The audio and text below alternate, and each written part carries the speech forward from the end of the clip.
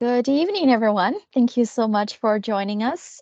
Today is July the 5th at 6 o'clock p.m. Pacific Daylight Time. Thank you so much for joining us. Today will be a special presentation. We're going to talk about the Skya app, which is the Shelter Client Information app. It is an online app that you're able to use both on your phone and tablet and laptop. So today we have multiple people with us. We have Kevin White from National Headquarters Massacre Manager with us.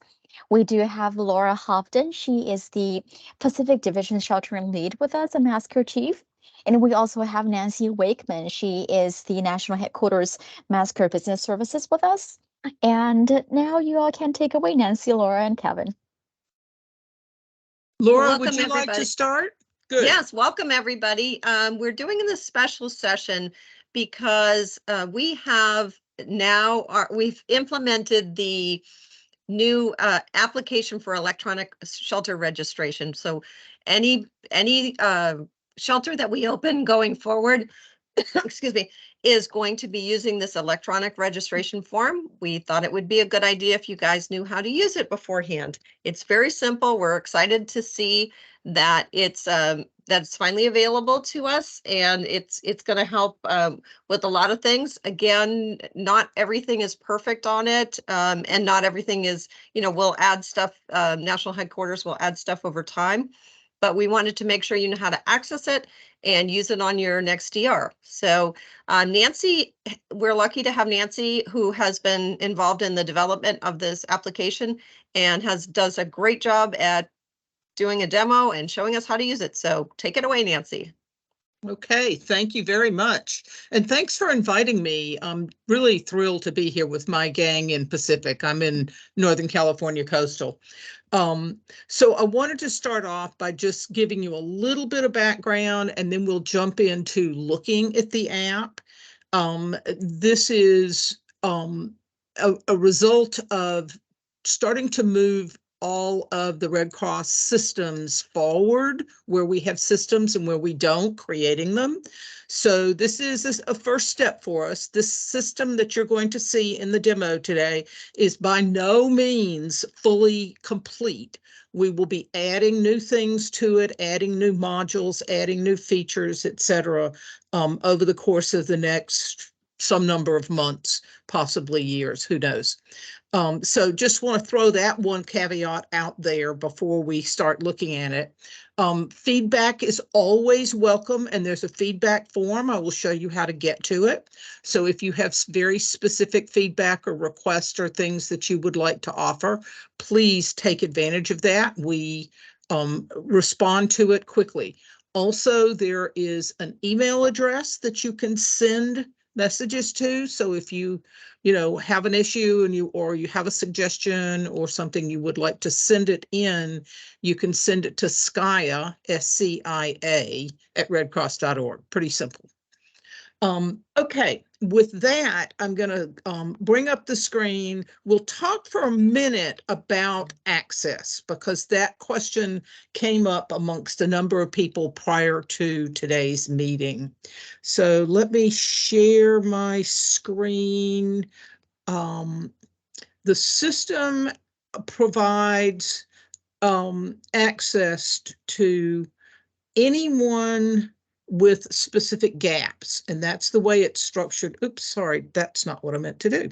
That's the way it's structured today. Aha, here we go. And we are going to be making modifications to the way the permission system works now. So just for now, we've got things set up so that anybody that has a gap in essentially mass care sheltering, RC care or recovery care, and IDC, health services, mental health, automatically are getting access to the system now. If anybody ever has a problem with that, so you're gapped in sheltering but you can't get in, just email Skya at redcross.org. We're turning around questions and answers and issues as fast as we possibly can. We've got a fairly large group of people that are paying attention to that mailbox. So with that said, this is the app. I'm in the training environment. One thing to look at is the stuff at the top here will tell you that you're in the training environment, not the production environment. So do all your playing in the training environment. One of the things that we will eventually implement is something like a quarterly clean out of the training environment, because of course, as you can imagine, if lots of people get in and play, eventually we're just going to wind up with a whole lot of, dummy data in here. It'll be harder to use. So I'm going to do my demo here in the training environment. You've got 3 buttons on this screen. This one here, the one that's called Setup, I'll pop it open and let you see what's there. This is for setting up incidents or DRs, districts or zones, and shelters. Unlikely that any of you will be doing this. This is a function that's here for Frost. So the process is as it is today. When you open a shelter, you let Frost know. And essentially what they will do is come in here and do all the setup. One of the reasons that we've kind of locked this down, at least from a process perspective, is, as you can imagine, if incidents and DRs are not named the same across all the various systems that make use of them, it makes it really hard for us to deal with. It's like, okay, in this system, it's this thing, and in that system, it's that other thing. And it just creates confusion. So Frost is being very, very deliberate and very, very careful to make sure that the naming conventions remain the same across all the different systems that have to deal with that information. So like I said, it's here, but don't worry about it. You're not going to be using it. What is most likely going to be the primary place that all shelter workers spend their time is under client intake. So we'll spend the bulk of the time there. Client intake is really, really, really simple. It's probably simpler than writing it down on paper. So if you think that your client might have been in a shelter, you can search for them. So go to existing client, pick your disaster, and then search for your client. And of course, there's my drop down. Okay, Alabama, Mississippi tornado, and I know her name is Olivia something, I think. Is she there? Oh, look, she's there, but she's checked out. You can tell she's checked out because there's a gray box around her record. So you could actually choose to pick this one and then check her into a different shelter, or you can choose to enter a different. If you go and say, well, that's not my Olivia, I've got a different Olivia, so I'm going to enter a new client. So then you come here, this is your new client, and this is where most of the dormitory registration will be done. And you pick your incident DR, which has been set up by Frost already, so you don't have to worry about it. If the districts or zones are being used, you can select those, and then you select your shelter. So I'm going to pick the Rolling Fork Armory, and then you enter your person. I'm going to enter Olivia, but it wasn't the one that I saw there. It was this one. We highly recommend getting an email address or a phone number. They are not required fields, so you can save a record without them. But as you know, if you don't have an email or phone number, it's really hard to get in touch with clients if you need to talk to them. You do have a primary language all the way at the bottom here, and we've got a lot of languages. I mean, as you can see, a whole lot of languages, including Chamorro for Guam. Oops, wait a minute. You guys didn't see a change, but I did. There we go. I dropped that screen behind the other one. So once you get to the end, you're going to hit continue. And you're going to get used to the fact that there is a continue or a submit or something at the bottom of the screens. That's where you go. This is the urgent needs question that we've had for quite some time. There are additional questions that are probably going to be moved into this section soon that come out of CMIS. So watch this space. As I said, this is still a work in progress. So if she says, well, I need baby formula, Nancy, if I can pause you Yes, for just 1 second, we certainly. have a lot of people that are new to the Red Cross. Mhm. If we can try our best to not use acronym and to spell that out. So, Yes, for example, ma'am. CMIST and DRO, I think people are I a little confused. If we will can, be and yeah, glad to do that. thank you. Absolutely. So sorry. And stop me if I use any acronyms. Okay.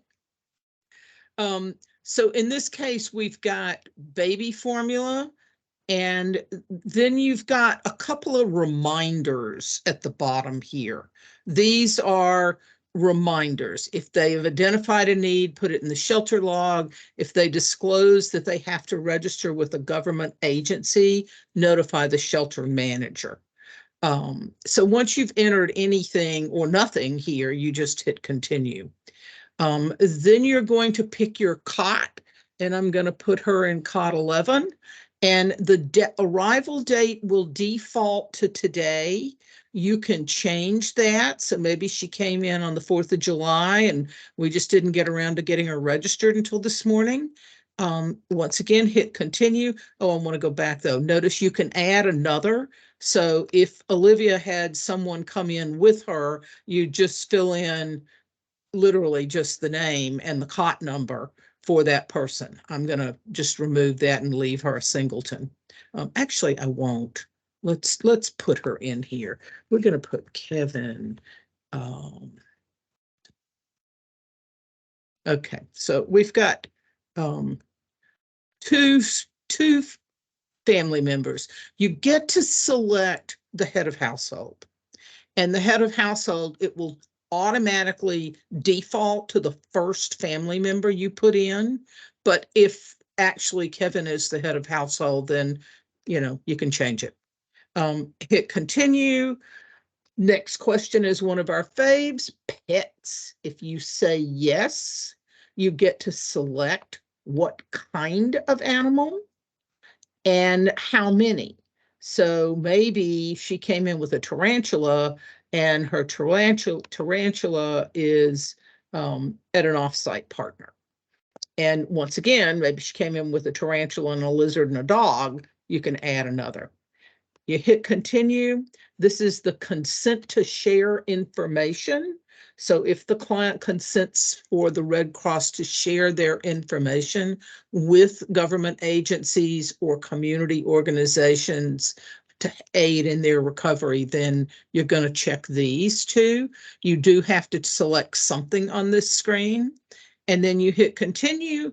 And now all of a sudden you are on the final page. Notice there's a confirm down here, but before I hit confirm, I'm going to come back and I'm going to pay attention to the data.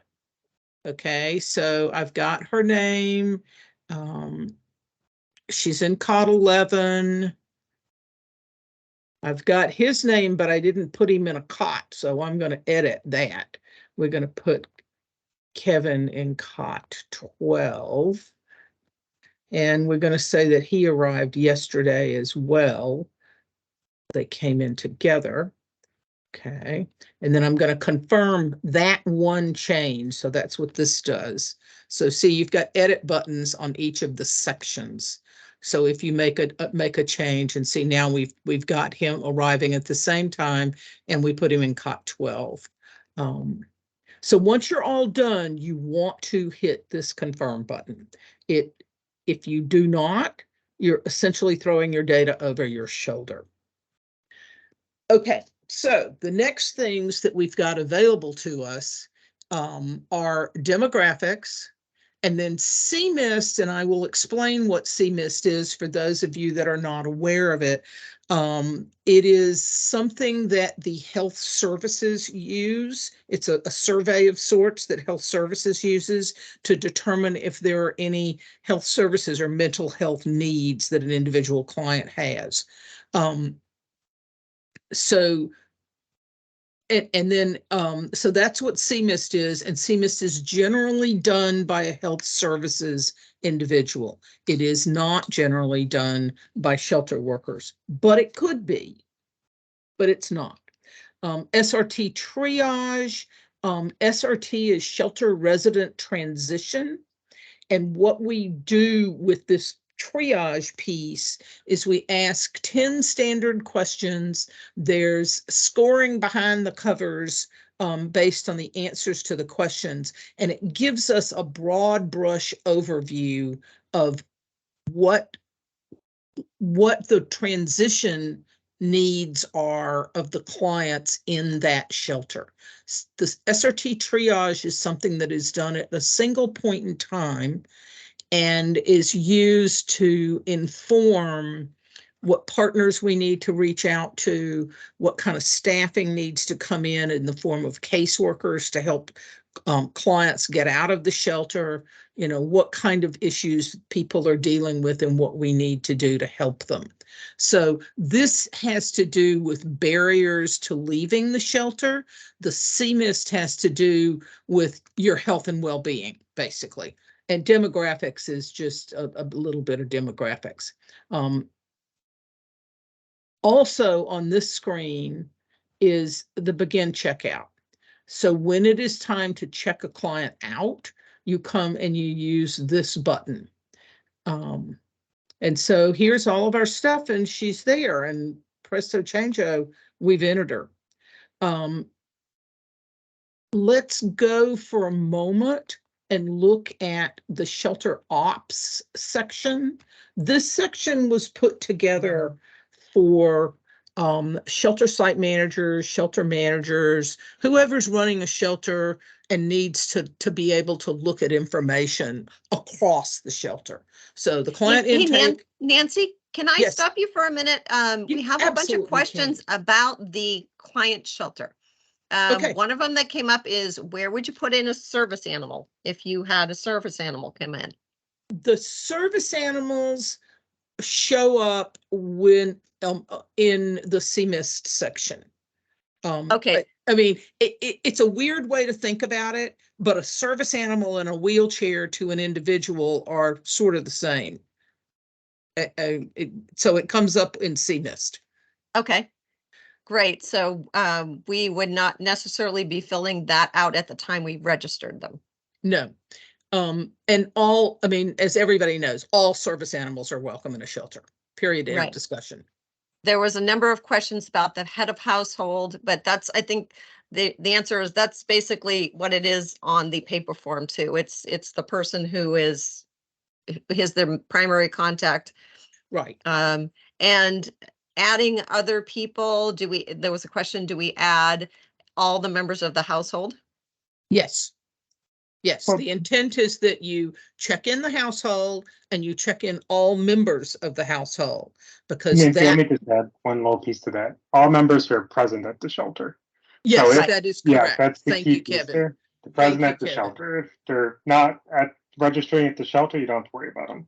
Right. Right. I'm trying to think of other. Iwe, did you see any other questions in here that we can answer in this section?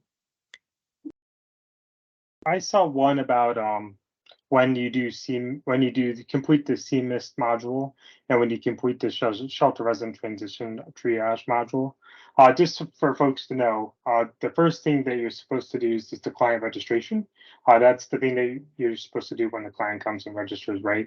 The CMIST module and the SRT triage module will be, and the demographics module will all be completed at different points. So demographics are expected to be completed within 24 hours of a client being registered. CMIST is generally completed between 24 to 48 hours after a client is registered. Again, Nancy pointed out that this is generally done by disaster health services, disaster mental health, and all the other IDC folks as well. And an SRT triage is something that your SRT folks on at the disaster relief operation headquarters, they're going to direct you when you should be doing that SRT triage component. Generally, that is done by SRT folks as well. So I saw a lot of people, questioning that, we probably they didn't come on time, that they came a little bit late, and now they felt like they missed a lot of stuff that we talked about. I've used this app myself, whether on the training side or whether on the production side. I can tell you that this app, it's really truly user friendly. So the way we put it is, if you're able to use your phone, if you're able to use your to place an order online for Amazon, you're able to use this. And let's just say that you really find it very, very difficult to use. There are always other people to support you. You won't be there by yourself alone to enter this app. This app tells you, we are calling this app, but it's actually web-based. Even if you're using it on your own cell phone, the data doesn't stay on your phone. The data stays on the website itself. So if you have any questions that you felt that you missed a lot since 15, 20 minutes ago that we started, it's a step-by-step. You enter what the question is asked for. It's way much easier than RC Care in my personal experience. So if you follow the prompt, then you're able to do it. And it completes, usually completes within 2 minutes or 3 minutes, probably the most. So it's pretty user-friendly.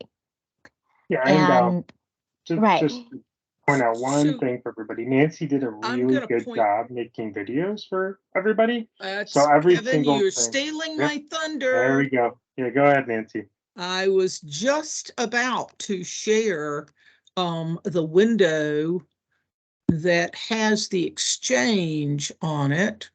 Let's see if this will get me there. Nope, wrong one.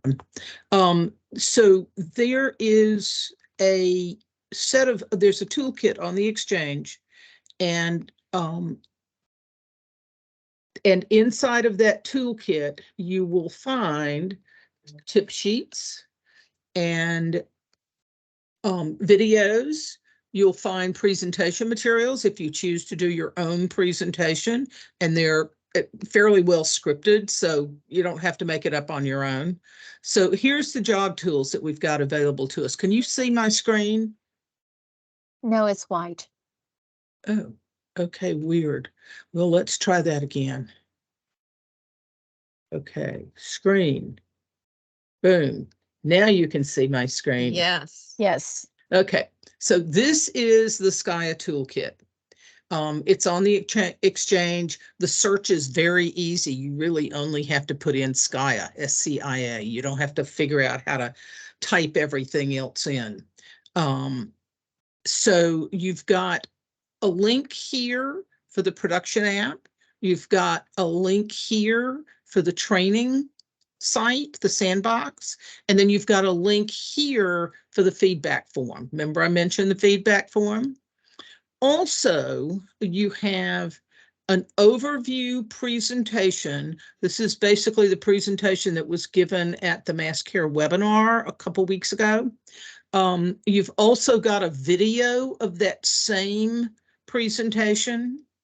You've got some rollout information, and then you've got some tip sheets. So registering a new client using Skya, which is what I just did, there's a video here. Editing client information, checking them out, recording moves. This one actually I would recommend you look at. If you don't want to be bothered with any of the rest, that one actually has a trick in it that's important. And then this down here is, and actually these are tip sheets. This down here is Alex calls it the skiff. It is the paper version. So, and it matches exactly the questions on the screen. And then here are 5 videos which match those tip sheets that are up above. So there's a lot of information we've put together for you. Does that help?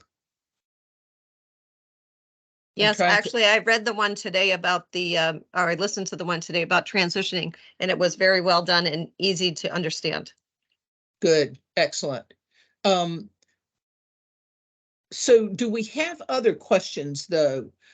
Pre-disaster address I see is a question that's being asked, and pre-disaster address is not something that we are collecting with the app itself, but that is something that gets collected in RC Care. One of the things I will do is come back here and find Olivia and show you one piece of information that we do collect. So while we're not collecting pre-disaster address, we are under demographics. we're collecting city, state, and zip, or state, county, and zip, so that we narrow down where people are, just by county. But we're not collecting pre-disaster address because we don't need it. So, you can say, this is Alabama, and it's got the list of counties here. So this is drawing from, a mapping system to get the counties. And then it also pre-selects and gives you the list of the zip codes. Now, one thing to note right now, you can come in here and type in 1, 2, 3, 4, 5, and it'll take it. So don't do that. That's not a good move. But then you've got your gender identity, and this one is about to change. So, I'm going to just prefer not to stay. And then we are collecting the age demographics again in the demographics area. And we're also collecting the race information. And we've got Pacific Islander in here.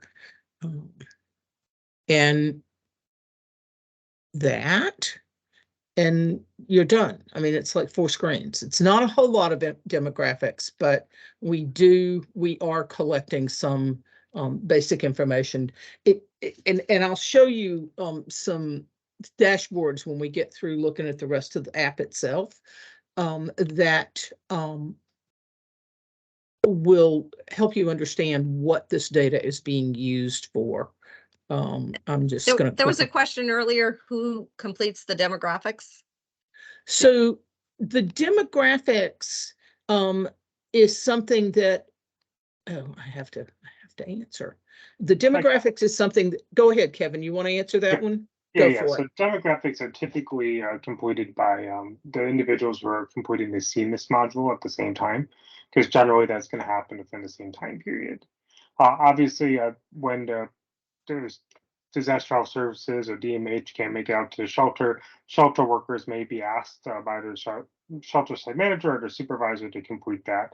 So anybody can complete demographics who's doing interacting with clients at a shelter. It's just typically done by disaster health services workers or disaster mental health for those IDC folks that are doing the demographics component. Okay, let me show you. I see some questions that are starting to tackle what some of the stuff that's under shelter ops. I do see one question that says, what level of DR is this not used for? And this should be used for all levels. Anytime a shelter is open and clients have to be registered, you should be using SCIA. The paper form is there in the event that you have no connectivity and cannot use SCIA. But since it is a browser-based app, it doesn't require any magic tools or magic systems to run. It can run on your laptop, your tablet, your whatever you happen to want to run it on. Shelter ops. First thing you do when you go into shelter ops is you select your disaster, district or zone, and I actually don't want that one. I want that one. Okay, great. I'm going to select the rolling forward armory. Now you've got a bunch of tools that you can use to manage that shelter. So this set of tools is targeted at the people that are managing the shelters at whatever gap level they happen to be. So this report here, and this is, not the be all end all only reports you get that looks like a dashboard. This is just one. This one is targeted at the specific shelter that you're working with. So there's some Power BI dashboards that we'll show in a few minutes. And this one is baked into the system itself. It gives you some basic, demographics information. How many people have you got in how many people have you completed your demographics for? So we're 66%. How many pets do you have, et cetera? This dashboard may change in the future as we add more information about pets or potentially about other demographic information. So going back, actually, This button here will bring you up a roster of anyone that said that they had an urgent need. So in this case, I've got Dylan, and she said she needs baby formula. And if I've gotten the baby formula, I can click there, and then Dylan stops showing up on my report. See, she's gone now. So it gives you the ability to resolve those urgent needs. This is just a roster. This is a list of all households that you have in your shelter, and it gives you a number of household members, so you can pop open and see the names of everybody that you've got in your shelter. The next one, this one here is not official at this point. Midnight counts are still being submitted to Frost in the same process that you've been using for years now. At some point in the future, we will start using this midnight count functionality, but there's processes and procedures and other systems involved that we have to work through before we get there. But essentially what this gives you is very, very basic. How many people have you got checked in? What's the difference between that number and the last midnight? And the last midnight count you put here, if you choose to play with this, will show up here. So I apparently, maybe I'll say I have 35, and it says I've got 2 more than I actually have registered in the app. At some point down the road, we'll have more information about pets and potentially children as well. And so the incomplete buttons, there's 3 of them. They look just like the roster. It tells you how many households have not had the CMIST evaluation done. And you can, click on them, and literally, if you wanted to, you could start CMIST at this point. And it starts with that urgent need, and then it goes on to the CMIST questions. I'm going to go back because it takes a bunch of time. Okay, so the incomplete CMIST, incomplete triage, incomplete demographics screens look exactly the same, so I'm not going to open the other 2. This one has to do with whether or not a client comes in and says, well, I have somebody that comes every other day and showers me, a personal care assistant. So if we are in a situation where a personal care assistant is needed, that report there will give you a list of people that have identified that they need a personal care assistant. So you can work on that. These 2 at the bottom, client notices provided and habitability, have to do with non-congregate sheltering. So if you've got people in hotel rooms and you have to give them notices about anything, quite frankly, you can use this functionality. I mean, right now, what we've got is unresponsive letters and notice to vacate, but God only knows what would happen in the future. But that's what this functionality is here for, is to keep track of who you have actually notified and what you've notified them of. And then the habitability thing has to do with scenarios in which DA may say, well, the home is not major damaged or destroyed, but we know that the sewer system got blown out and they have no running water or sewer system. And so while the house is not major damaged or destroyed, the infrastructure supporting the house makes it not habitable right now. So this is a set of tools that are in place now for shelter managers to use. And I'm going to stop at this point, and we'll take some more questions. And then, Kevin, I think I'm going to throw it over to you and get you to show the dashboards. Are you still there? Yeah, I can get that pulled up. Okay, yeah. While I take questions, why don't you pull that up? So I see something that indicates if there's a dormitory and a shelter and ARC is running the dormitory, we need to register clients in the dorm. If we're registering clients, we need to use SCIA. That is correct. That is absolutely correct. So Nancy, let me rephrase this and let me make sure that everyone's on the same page, that if we have a shelter open and there's a shelter open and it's partner managed, should the partner use SCIA? That question is a very different question. And Kevin, I will let you take that one. Yep. So very good question. So the key trigger when you want to utilize the SCIA app is when the Red Cross is managing a dormitory. Red Cross can manage a dormitory in a Red Cross managed shelter, as well as in a partner managed shelter. The key is when we are registering clients in the dormitory that we are managing. That is the key thing.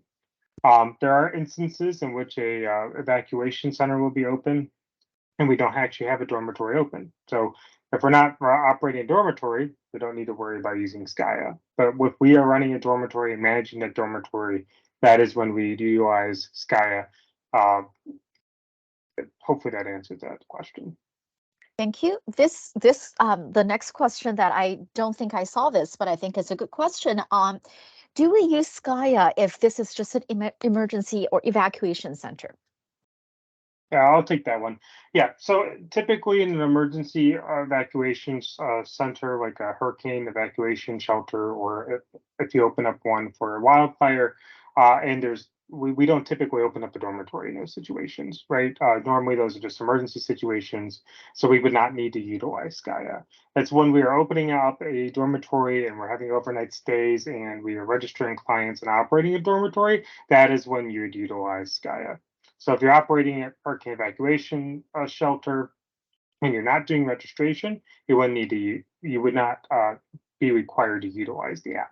Only when you would transition over to a emergency shelter after the evacuation phase and you've established a Red Cross managed dormitory, which you need to utilize, that is when it is required to utilize the application. Thank you so much. And we talked about earlier how to request for access if you currently don't have access. And the next question is, if you do have access, is the access across the board they're the same? Or do special, if a mass care chief, does the mass care chief have a different access level than a shelter registration worker? I think this one. Go for it, Kev. Yeah. So currently, as it stands today, everybody who qualifies to have access has access to everything in the application. In the next couple of weeks / months, we'll be implementing a new user permissions that will then be a little bit more defined about what roles everybody has. So in another couple of weeks, when we push out that update, we'll let everybody know what access levels based on their gaps and the positions that they're assigned on a disaster relief operation that they will have. There are some people who just recently got gapped this month, and you're probably wondering why I don't have access. We actually pull the list about once a month or every couple of weeks.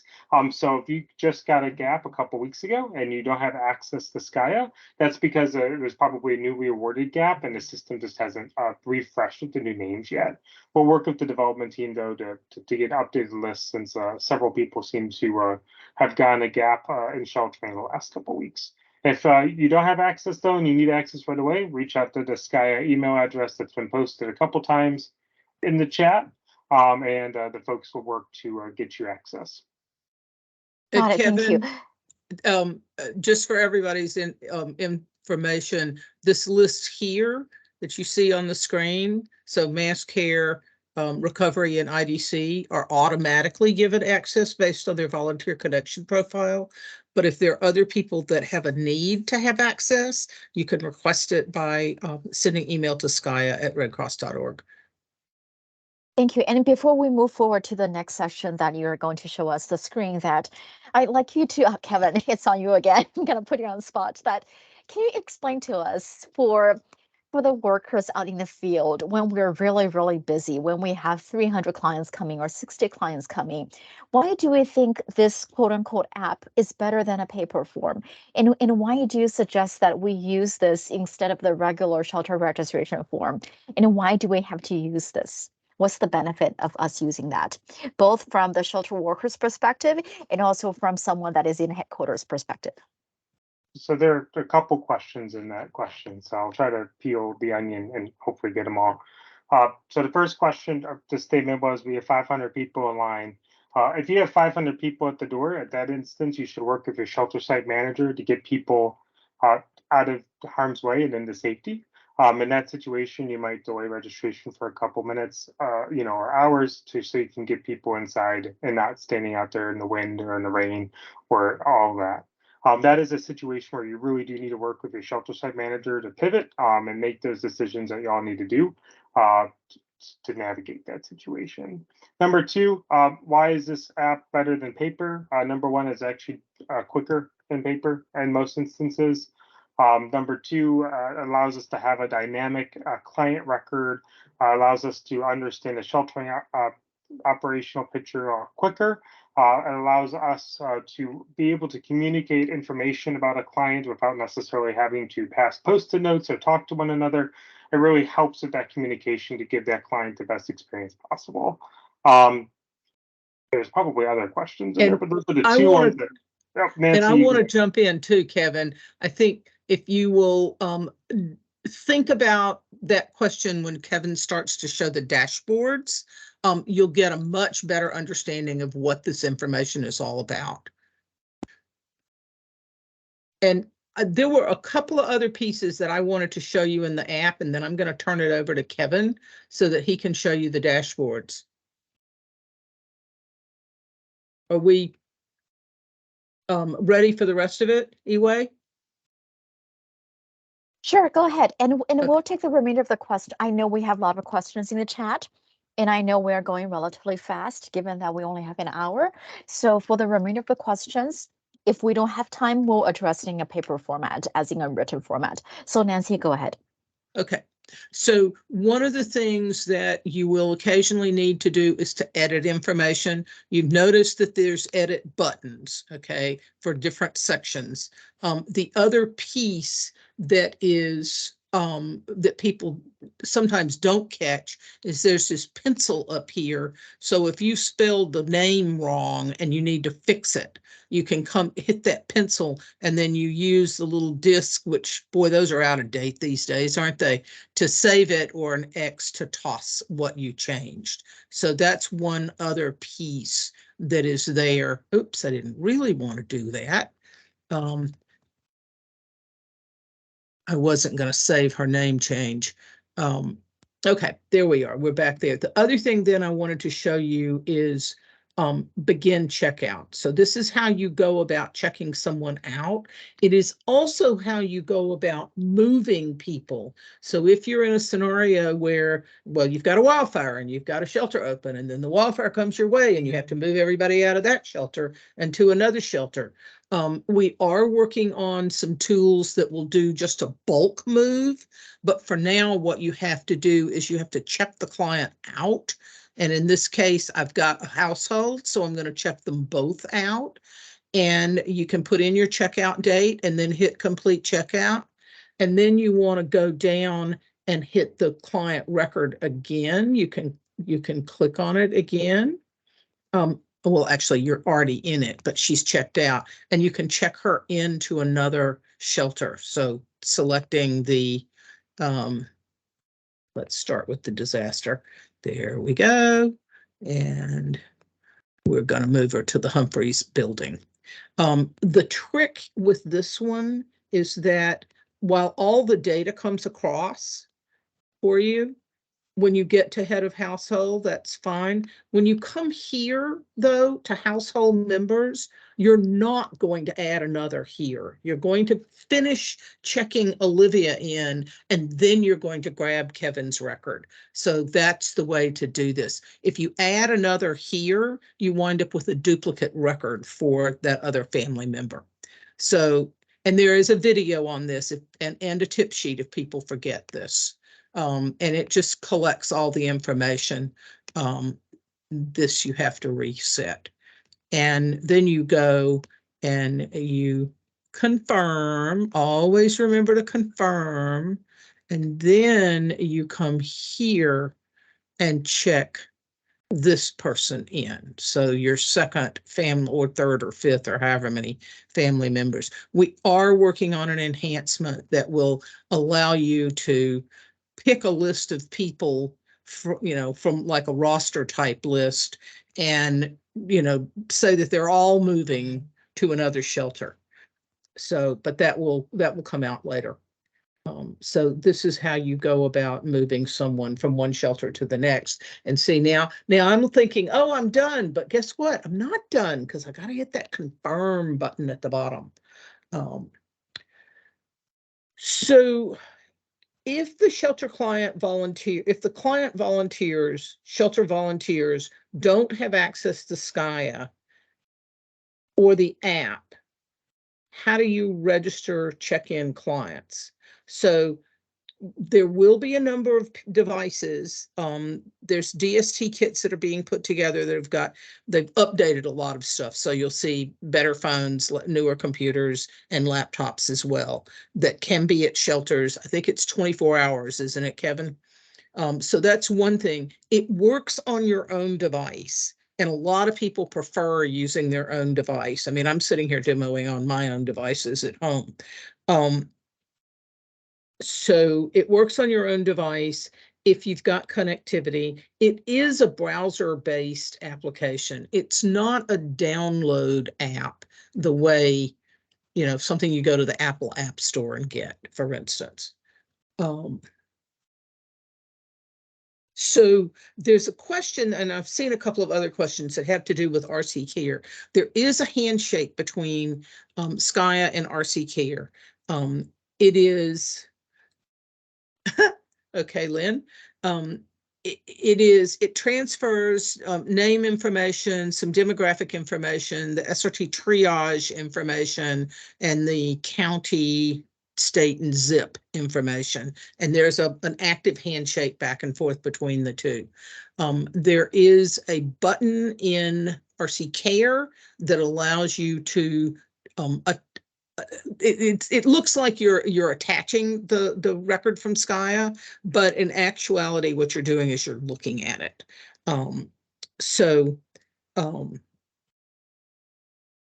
Yep. RC Care does have a lot of new fields. So there is a handshake there. It will probably get tighter over time. This is the system of record for shelter client dormitory registration. So the information that goes here is owned by this system. So you won't enter it here and then go over to RC Care and do something different. This one is supposed to be the owner of the information that it collects. I think that's probably enough on the app itself. Kevin, would you like to take control and show them the dashboards? Yep. Hopefully, hold up. So I did have control and then I didn't. So I'm going to reshare that. All right. So you're thinking, I'm just entering this data, right? Where is it going? A lot of people will think, we have a lot of systems and we enter stuff in and it just kind of ends up going somewhere. We're not quite sure where we can see it or how we can access it and everything like that. A good demonstration or a good display where this data lives is actually on our National Operations Summary. For those of you who join the sync calls with SCIA and PAC, probably don't join them as often as some of the other folks, but every day in the sync call, they utilize a National Operations Summary to go through and establish a common operating picture for our senior leadership and for our different leadership at all levels of organization, all the way from Brad Kaiserman down to a shelter site manager, right? So everybody there. Under the sheltering tab, there's a new cool feature called shelter intake. So you're going to click here on sheltering. It's going to take a minute to load because it is a rather robust data set. So I'm going to take a minute for it to load. The first tab is going to be data that's going to come from our national shelter system, but for this demonstration, we're going to ignore this for right now. We're going to go to the shelter intake tab. Likely this tab will be renamed to Shelter Client Information or SCIA app at some point, but for right now it's called Shelter Intake. And this is going to give us a really good view of the aggregated data of everything that has been placed in the app. What you're seeing here is actually real life client data. This is not the data that's pulled from the sandbox. This is data that's actually pulled from the application itself with real clients. I can see a lot of good information here. It gives me a really good picture of what we have going on. Currently, as of today, we have 838 clients registered in the Skya app, which is 284 households. I can do some really cool data manipulation to say, hey, my top 2 DR numbers that are having the most shelter population is actually 241, which is, I believe, Mississippi tornadoes. And then the next one is going to be Guam, which is 335. I can also click here and get some additional information here about what shelters have the largest population and all different types of things. In addition, I can also see where my clients are, or where our clients are from. So if I click here on this shelter that's attached to Guam, I can see, hey, there actually are no animals there. It looks like our clients, most of them tend to be in this age range. They have this type of different SRT color triage and all different types of things. It's actually a lot easier to see things when you actually just use these filters up here. Makes it a little bit easier for everybody to see. You can see in Guam, most of the clients are actually from Guam. Makes a lot of sense. And we also have 1 dog and 1 cat in Guam, so it's a 50-50 split. If I want to know shelter site specific information, I can go in here. I can click on a particular shelter and I can see all types of information. You can see the trend lines here that we actually peaked on June 11th at this particular shelter. Most of the folks at this particular shelter speak English. We've completed the CMIST, SOT triage, and demographics, all different types of stuff. And I just really get a good understanding of what's going on at the shelter level and also at the DR level as well. There's all these other different types of tabs. We're updating all of these pretty consistently to just try to give people as much information as possible to help our leaders at the DRO, our disaster relief operations level, and at national headquarters and in regions to make decisions and operational decisions. This is really taking data that used to be very stagnant and stale, and now it's really making it dynamic and transformational so that we can actually take action on the data without having to make hopefully 500 phone calls to the shelter site manager. There are also a host of other dashboards that hold a little bit more information about clients because of PPI or personal privacy concerns. Those dashboards are a little bit more locked down, so they're not available for public access. But for folks that are going to be working on disaster relief operation as a shelter site manager or as a headquarters sheltering lead or in the mass care leadership level, there is actually other dashboards that connect client information, both from SCIA and from RC Care, so that you can see exactly, all these little details about the client and the household, and to help, make more sustainable recovery options, to help them make their shelter stay a little bit more comfortable, all that type of information as well. So if you're curious about what type of data and dashboards, are available from SCIA, I encourage you to go on the National Operations Summary, click on the Sheltering tab, click on Shelter Intake, and click around. You actually can't break it. All this information is read-only from SCIA. So as much as you click around and change filters and everything like that, it's not going to impact any of the data from SCIA, as this is just taking it from that system. I know that was super quick, but I also know that we're running up to time. So with that, I'll turn that over back to you, Wei. And Wei, I actually would like to jump in and point something out to people. I know that there's some people that are not accustomed to the National Operations Summary and don't know how to find it. So I want to let you know how to do that, if that's okay with you. Of course, please. Okay. So the National Operations Summary is when you log into RC Care, you're on your landing page. Oh, in your volunteer connection, you're on your landing page. Right here where it says RC View, will take you over to a number of different mapping tools, but the National Operations Summary is right here top left. And so you click on it, and it has a bunch of different tabs with a bunch of different information in it. And sheltering is where you're going to go. So you're going to come here to the sheltering tab. And then as Kevin was showing, there's this shelter intake tab at the top, which is where all the data coming from SCIA is used. And then also when you get into this shelter intake space, you'll find some additional tabs down here at the bottom that give you a lot of additional information. This is SRT summary information, for instance, for all DRs for all shelters. You can come here and, weed through it and look at it by a particular DR, or you can look at it broad brush. So that's what that is. I see a question about SCIA office hours. SCIA office hours are on Friday mornings at 10 o'clock Pacific. And there is a link that I can share with everyone. And we would love to have you join us. And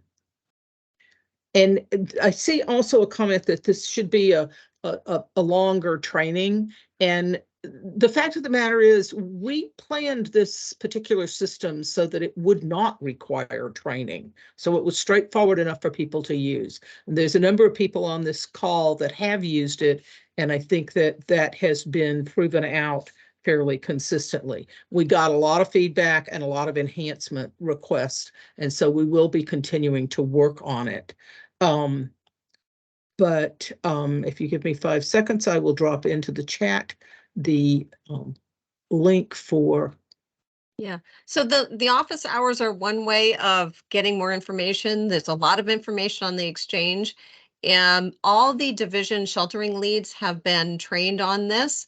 And the goal is for them to then work with their regions and territories to make sure that there's more personalized training at a more local level. So this was a way of getting as much information out to as many people as we could quickly, and know that there's more training. Your local and regional teams will be doing more training in the next couple weeks. Thank you, Laura, and thank you, Nancy. Thank you, Kevin. So I do want to emphasize, I saw a lot of, questions and comments on the website. How do we use it, office hours, etc. So earlier I saw we had more than 250 people attending, 264, I think that was the number. So we have a lot of people attending this. You might not get you might got the link from me that was forwarded by someone. So on the email that I sent out, you have all the links to all the toolkits, to the YouTube video that was for the presentation. There's also the one for the production and also training website. So I suggest you to look on those, look at your references. I will also be sending out a follow-up email later this week as well. I suggest you to read all those, practice yourself. Like Nancy said, this system is really user-friendly. There's not really training needed on this. For this purposes, we're actually sharing with you a lot of the information, the background stories of why do we use this, what other information that you need, or that we can see. So this is to give you more information. This is not simply just how you use the app. The app itself, the web-based app itself, it's really easy to use. You follow the directions and it's everything will be on there. So we'll conclude this session for today. Like I said earlier, that I'm going to take all those questions and I'll have Nancy and Kevin and answer those questions that we'll send out as a written format. So we're not confused on which one is the correct answer, since we have multiple answers in the chat and we want to send a formal, email out so then you can have more answers to that. And like Laura said, this is just a brief overview of what's going on from a division level and from the national level. I do encourage you all to have the regional leads to do the trainings or demonstrations, or to do the questions and answers with a group. So thank you so much. And I do notice yes, a couple Laura. people who had their hand up. If they could put the questions in chat, and we can make sure to get that information to everybody Yeah. as well. Yes. Thank you. And I just saw a question how to access the web app in the email. You click on the link and the link will take you directly there on the email that there's, and when you enter there, it might ask you for your Red Cross email address or the volunteer connection email address you sign up with. Enter that. If you don't have access, there are several reasons which we said earlier. One is that you don't have the appropriate group activity in a position. Two is that the system hasn't refreshed.